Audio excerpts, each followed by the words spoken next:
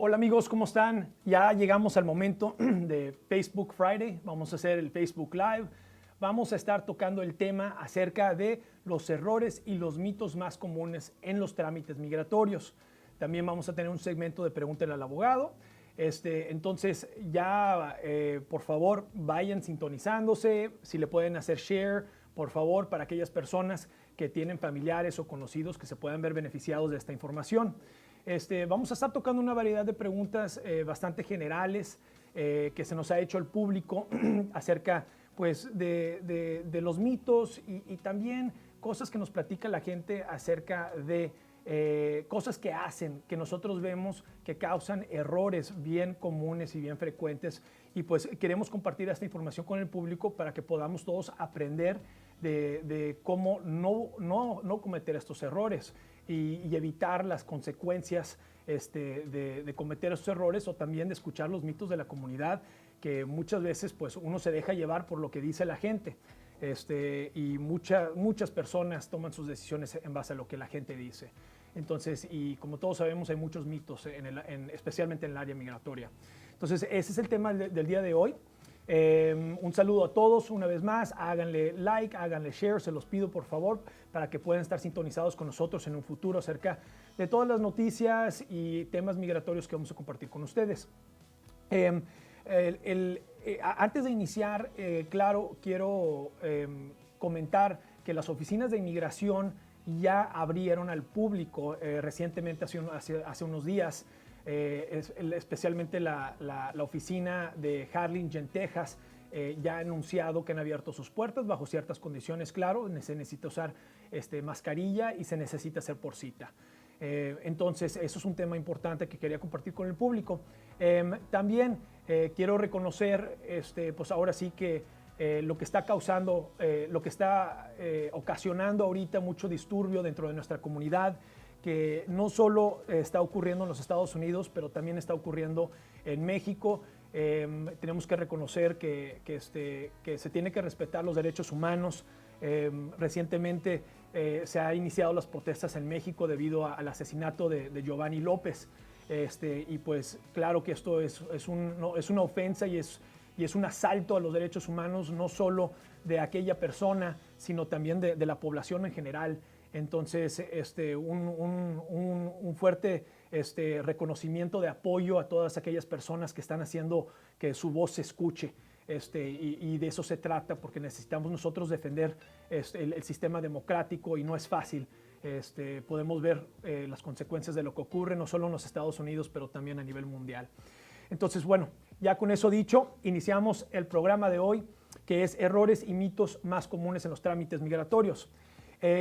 Vamos a iniciar con uno de los errores más comunes, que es el ocultar información en aplicaciones migratorias. Ocultar información en aplicaciones migratorias es una forma light de decir las cosas. A nivel legal, ocultar información en un documento federal para obtener un beneficio se le considera un fraude. Es fraude. La palabra se oye fuerte, pero es la verdad. El gobierno lo considera un fraude si la persona fue exitosa en ocultar información o decir algo que no era y luego obtuvieron el beneficio. Una de las áreas en donde vemos esto muy frecuentemente es en el área de visas de familia, cuando una persona quiere arreglar su residencia, cuando entra al país legalmente con una visa de turista y quieren arreglar por medio del cónyuge o por medio del hijo americano que sea mayor de 21 años, porque tienen entrada legal y quieren arreglar dentro del país. Ahora, ¿qué pasa al momento de la entrevista? Se percatan que la persona ya tenía un hijo americano cuando se le dio la visa y que esto no salió en la visa. Entonces, en muchos casos se ocultó el hecho de que la persona tenía el hijo o la hija americana, se le dio la visa y luego cuando el hijo o la hija americana tiene más de 21 años y pide a la mamá o al papá dentro de los Estados Unidos, ocurre que uno va a la entrevista y el oficial se percata y dice, pues bueno, vamos a checar todo el historial de esta persona, y se dan cuenta que la forma en que la persona entró al país fue ocultando la información que esta persona tenía un hijo o hija americana. Entonces, Esto es muy importante porque es un delito migratorio y este tipo de delito migratorio puede causar el que necesites un perdón. Y como todos ya estamos aprendiendo, el perdón no te lo puede dar cualquier persona. El perdón migratorio solamente te lo puede dar el cónyuge o padre o madre residente o ciudadano.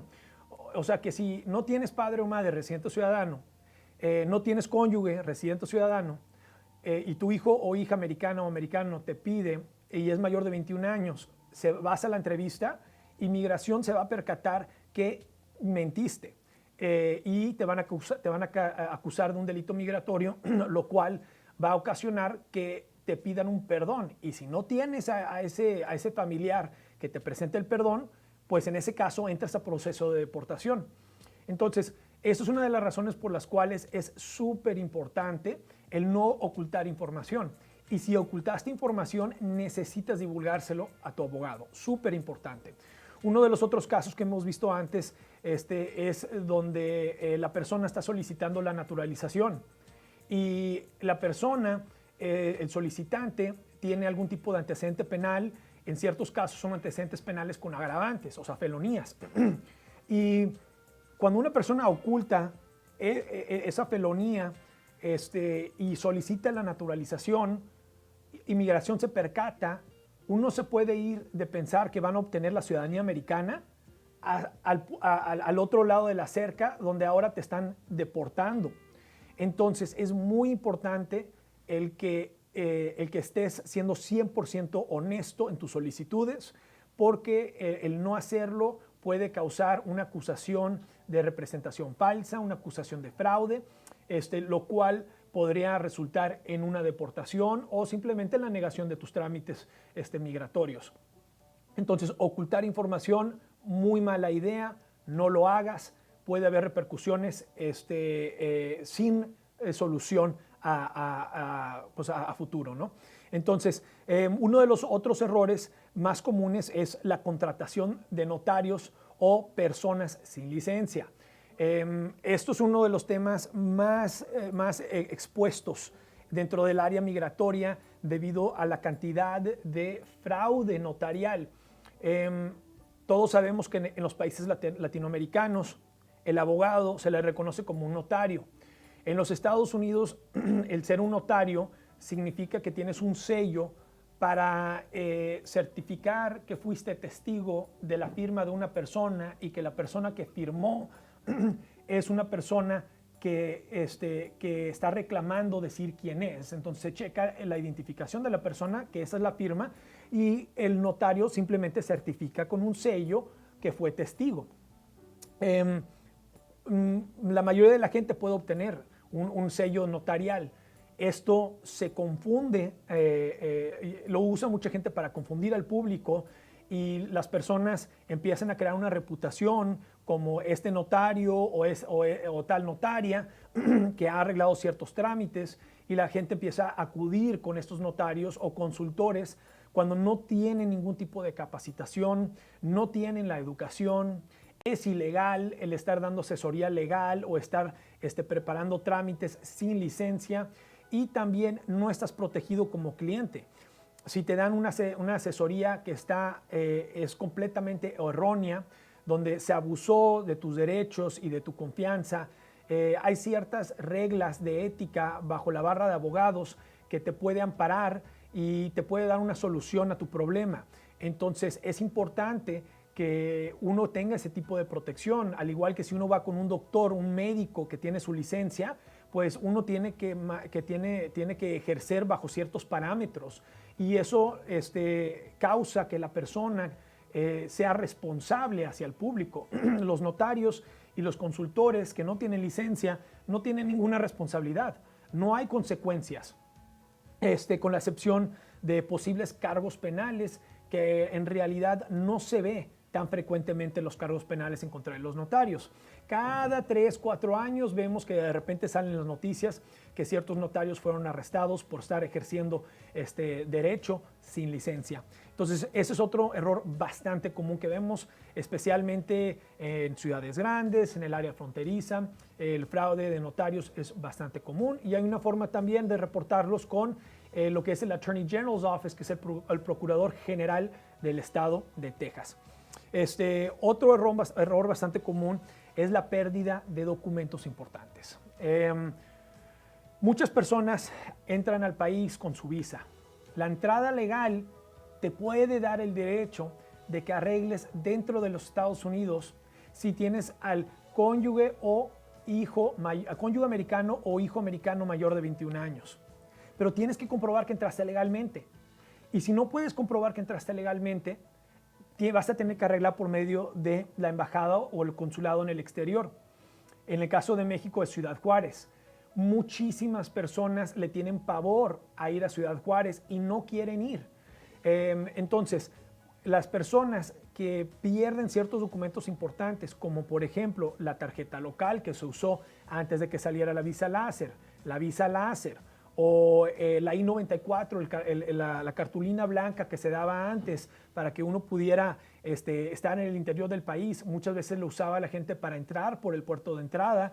Estos documentos les necesitan sacar copia, tomarle foto, mandársela, guardarla en su celular o algo que tenga un backup, que tenga una nube digital, imprimirlo, dárselo a la familia o a tus papás para que puedas tener un lugar donde se están guardando estos documentos, y si hay una inundación, si llega a quemarse la casa, cosas de ese estilo que sí ocurren y uno nunca lo planea, que ya tengan ustedes un plan de contingencia. Entonces, estos documentos, el tomarle fotos y el guardar estos documentos importantes también aplica en los trámites migratorios de la adquisición de ciudadanía, donde tenemos que demostrar los 5 o 10 años de estancia física del papá o la mamá que vivió en el país antes del nacimiento del hijo en el extranjero, que ahora le quiere heredar la ciudadanía a su hijo o su hija. El gobierno te pide que demuestres los 10 años o 5 años de estancia física en el país antes del nacimiento del hijo que nació en el extranjero, y documentos como certificados de bautizo, Social Security Earnings, certificados de matrimonio, decretos de divorcio, documentos de pago de renta, el agua, de la electricidad, los biles.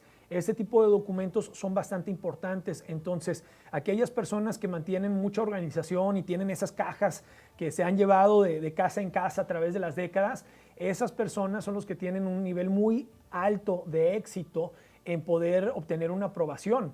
Entonces, por eso quiero invitar a todas aquellas personas que mantengan una buena administración de sus documentos para que en un futuro le puedan dar uso y a lo mejor también beneficiar a sus familiares que están en una situación donde necesitan arreglar su estatus migratorio.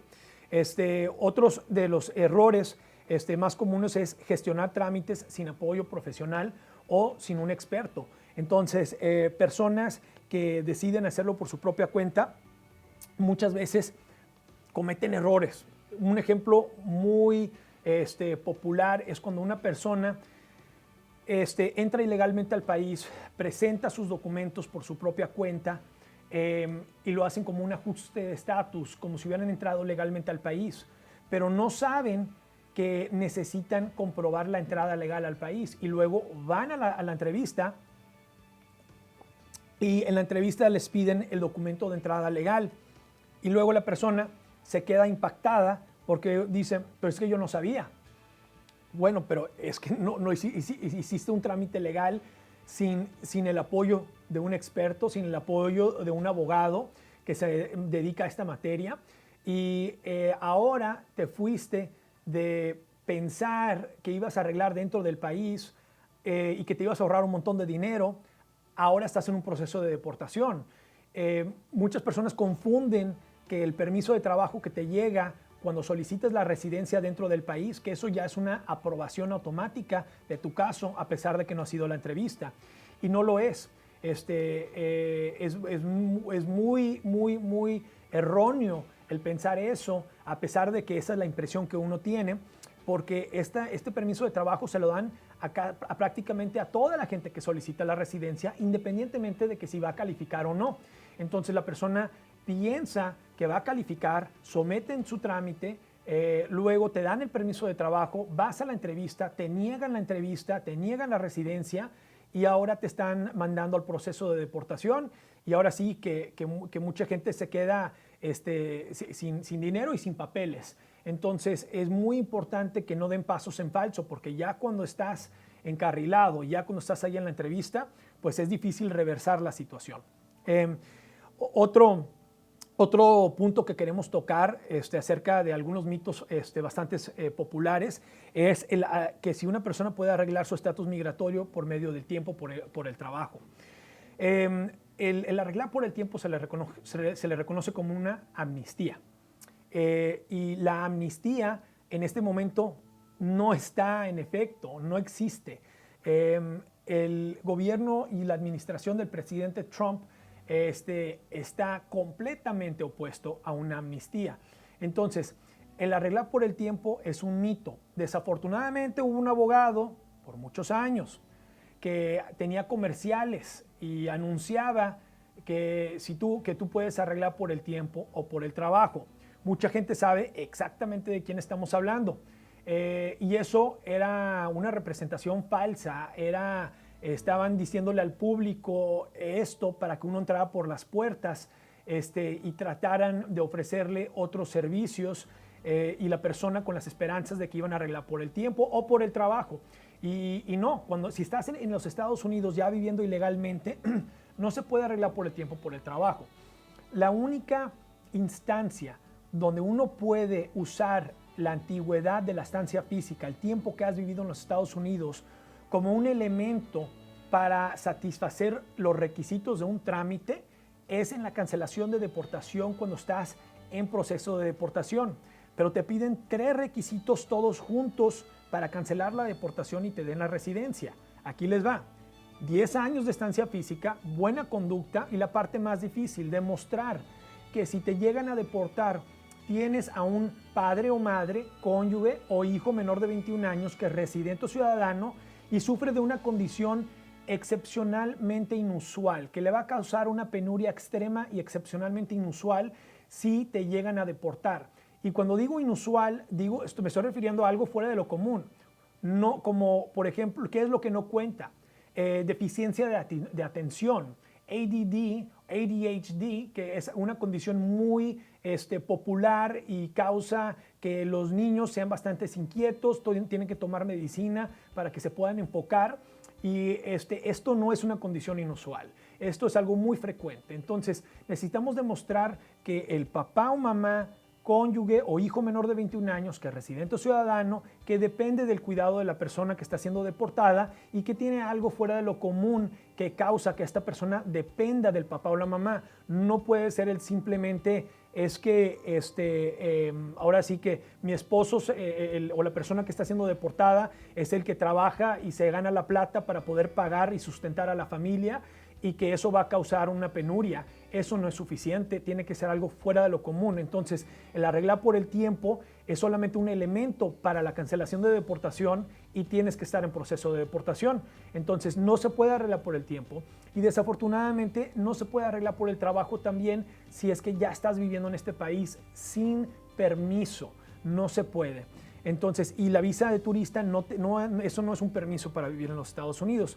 Entonces, eso es un mito. Arreglar por el tiempo, por el trabajo, es un mito, tomando en cuenta que estás viviendo en Estados Unidos sin permiso. Si estás en el extranjero, puedes arreglar por medio del trabajo, bajo ciertos requisitos. Ahora, otro mito es que si uno entra y sale del país como turista, viviendo en Estados Unidos, que eso te va a beneficiar. Muchas personas en el área fronteriza saben acerca de este mito, porque la mayoría de la gente que tiene la visa vigente y apenas se vino a vivir a los Estados Unidos, salen y entran del país para seguir disfrutando de poder viajar a su país de origen, especialmente aquí en la frontera con México. Uno quiere seguir yendo a visitar a los papás, uno quiere seguir haciendo sus compras, quiere seguir yendo a la farmacia. Entonces empiezan a entrar y salir y también piensan que porque están pasando la tarjeta de la visa láser o están obteniendo los permisos de entrada y salida, que esto está señalando que la persona está entrando y saliendo y que vive todavía en México. Bueno, Cuando ya tienes a los hijos en la escuela, registrados en la escuela pública, ya tienes la casa aquí, a lo mejor compraste casa, a lo mejor tienes departamento. Hay diferentes cosas que suelen surgir en la búsqueda de datos que tienen los oficiales de inmigración, y solamente es cosa de tiempo de cuándo se van a dar cuenta que tú ya vives en Estados Unidos.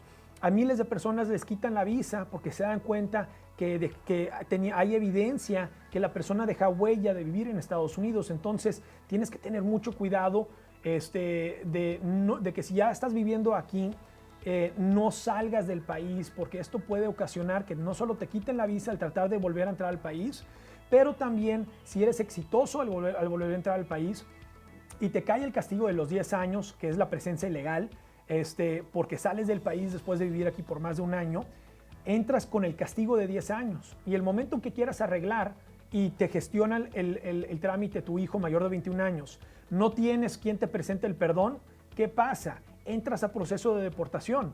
Entonces, lo repito, si estás entrando y saliendo después del año que ya estás viviendo aquí y usas la visa LACE para entrar y salir, entraste ya con el castigo de 10 años. Si tu hijo o hija americana mayor de 21 años te pide, traes el castigo de 10 años y no vas a calificar para el perdón si no tienes al cónyuge residente o ciudadano o padre o madre residente o ciudadano. O sea que cuando entras al país, si decides quedarte con tu visa de turista, quédate y ya no salgas. Porque si sales, puedes a lo mejor perder la habilidad de volver a entrar al país, te pueden quitar la visa y darte un castigo. O dos, entras con el castigo exitosamente y en el momento de tratar de arreglar, entras a proceso de deportación porque no calificaste para el perdón. Entonces tengan mucho cuidado con ese mito. Otro mito es que si un hijo americano puede presentar un perdón migratorio.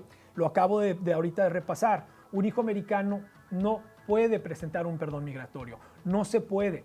Entonces, a pesar de que un hijo americano te puede pedir cuando tiene más de 21 años, no te puede sanar un delito migratorio. No puede. Entonces, tengan mucho cuidado con eso. Por eso uno tiene que tener precaución si estás acudiendo con un notario, con un consultor, con un abogado sin experiencia o hasta un abogado con experiencia que quiere tomar ventaja tuya. Tienes que tener cuidado. El hijo americano mayor de 21 años no te puede presentar el perdón y muchas personas piensan que sí y no es así. Un último mito antes de que entremos al pregunta del abogado.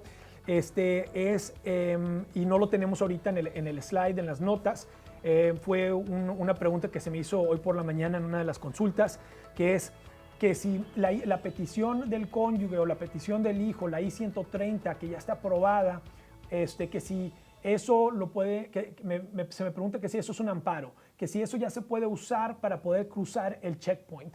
Y la respuesta es absolutamente no, no es un amparo. No te da un permiso de vivir en los Estados Unidos, no te da permiso de poder trabajar aquí, entonces ten mucho cuidado con eso. Ahora, sí se ha hecho una práctica en el checkpoint de que te han permitido pasar con la I-130, pero la ley dice que no lo hagas. Entonces, muchos oficiales te van a decir, no, entras a proceso de deportación, te voy a detener. Y mucha gente piensa esto porque se ha hecho una costumbre con ciertos oficiales que te han dejado pasar por el checkpoint con la I-130 a pesar de que la ley dice que no lo hagan.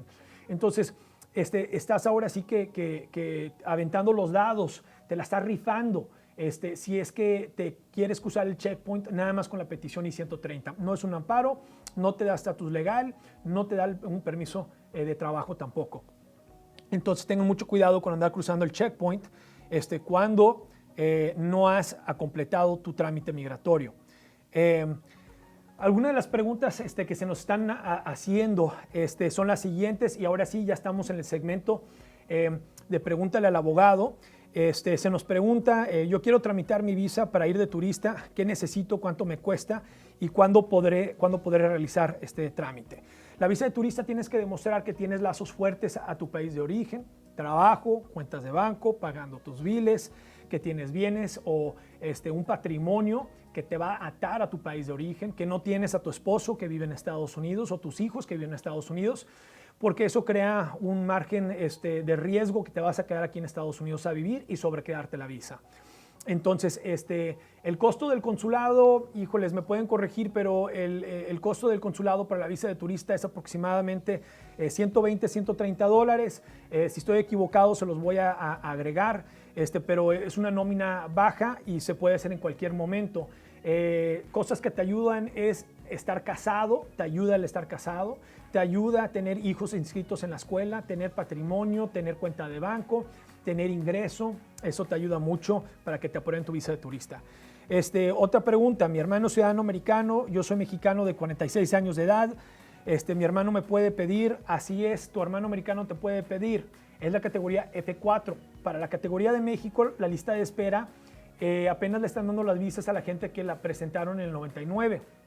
Entonces son muchos años de lista de espera y recuerda que si estás en Estados Unidos, eso no es un amparo, no te da permiso de trabajo, es una lista de espera, entonces te tienes que esperar. Y el día que llegue la visa, ten cuidado porque todavía vas a tener que presentar el perdón para sobrepasar la presencia ilegal, porque un hermano americano, aunque hayas entrado legalmente al país, no te da el derecho de arreglar en Estados Unidos. Solamente el cónyuge americano o el hijo americano mayor de 21 años te permite arreglar dentro de los Estados Unidos si es que entraste legalmente. Y bueno, claro, también si eres menor de 21 años y tu papá o mamá es ciudadano americano, también puedes arreglar dentro de los Estados Unidos. Solamente esas 3 categorías. Y hermano americano no te permite, o sea que tienes que ir a la embajada y cuando sales te cae el castigo de 10 años. Y el perdón migratorio solamente cónyuge o padre o madre, residente o ciudadano, el hermano no te lo puede dar. Entonces mantengan eso en cuenta. Mi esposo era ciudadano americano, me casé con él allá y nunca me arregló, él murió y quisiera saber si él puede arreglarme. Sí, como viuda de un ciudadano americano es posible que puedas arreglar tus papeles, pero tienes que hacerlo dentro de los primeros 2 años después del fallecimiento. Entonces lo tienes que hacer rápidamente, tienes que comprobar que estabas casada y que falleció y que vas a hacer este trámite dentro de 2 años del fallecimiento. Otra pregunta rápidamente. A ver, abogado, mis padres se acaban de hacer ciudadanos, yo tengo 54 años. Hay una lista de espera para esta categoría, pero si tus papás eran americanos antes de tu nacimiento, puedes heredar la ciudadanía, la puedes adquirir. Si fue después del 89, solamente necesitas comprobar después del 89, 5 años de presencia física y 10 años de presencia física si fue antes del 89, del papá o la mamá, si fue dentro del matrimonio. Si tu mamá era ciudadana americana y naciste fuera del matrimonio, solamente es 1 año que tienes que demostrar de estancia física del papá o la mamá, no importa si ya fallecieron. Y ya estamos llegando al final. Otra persona me preguntó acerca de tomar el examen en español para la ciudadanía y recuerden la fórmula 50-20 o 55-15. 50 años de edad con 20 años de residencia permanente o 55 años de edad con 15 años de residencia permanente. Ya estamos acabando ahora sí con el segmento de Pregúntale al Abogado. Voy a estar checando todas las preguntas que se nos están enviando. Pónganlas, háganle post. Voy a estar repasando las preguntas, las respuestas no solo por escrito en el thread, en el post, pero también vamos a estar tomando estas preguntas para contestarlas en el siguiente Facebook Live. Entonces, háganos las preguntas, las vamos a ir contestando. Un fuerte saludo a todos. Quiero invitarlos a que, por favor, si tienen más preguntas o quieren detalles a fondo, pueden hacer su consulta gratis los viernes, se hace de forma telefónica, o de lunes a jueves hacemos las consultas programadas y tiene un costo de $50, lo cual se acredita a tu caso si es que se llega a cerrar. Entonces, una vez más, las consultas gratis se hacen todos los viernes, es telefónica, y de lunes a jueves lo hacemos programadas directamente conmigo y tiene un costo de $50 y esos $50 se van hacia el cierre de tu caso si es que llegas a calificar y deseas proceder. También le quiero pedir al público que por favor le hagan like a nuestra página para que se mantengan informados de los temas y de las noticias migratorias y nuestras promociones de servicios. Así que muchas gracias a todos, gracias por su apoyo, gracias por el feedback y la retroalimentación. Aquí vamos a estar para darles más consejos, más tips en el futuro. Que tengan un bonito fin de semana y un fuerte saludo a todos. Hasta luego.